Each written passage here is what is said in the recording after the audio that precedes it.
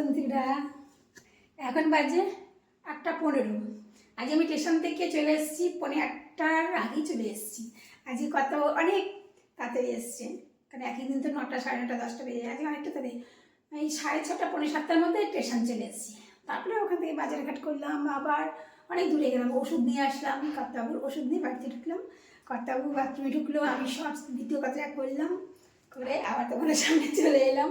আজকে একটু বাজার করেছি, বেশি বাজার করিনি, কারণ বাজার আছে কালকে জন্য করেছি। কালকে লাউ খাবো, শনিবার লাউ দেখাচ্ছি লাউটা,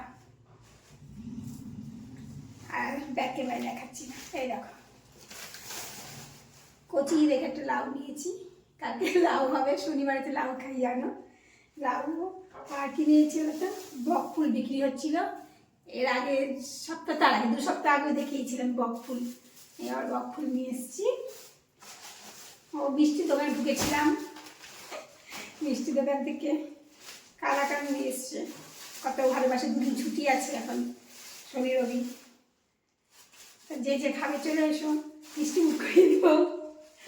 আর কি নিয়ে এসছি, 2টো জোয়ান,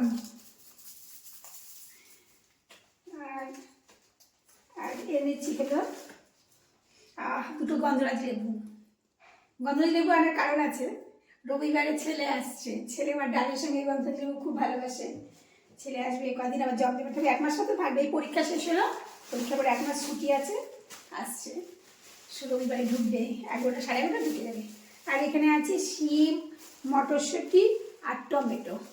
এই আজকে আমার বাজার।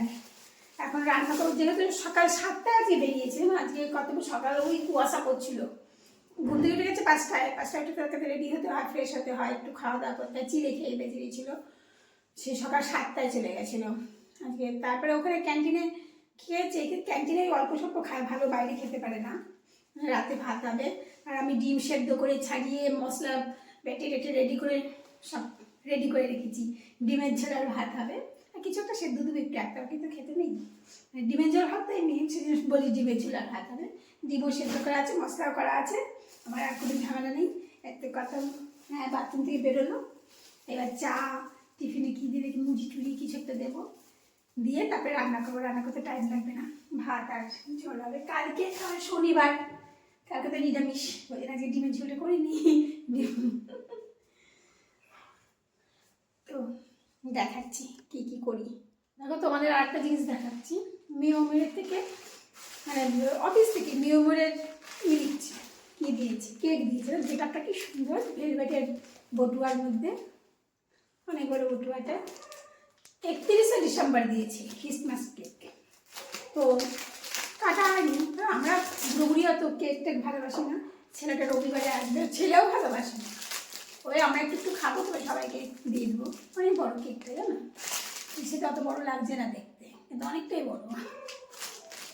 চা একটু পরে খাবে। তোমাদের সবাইকে জানাই নতুন বছরের শুভেচ্ছা।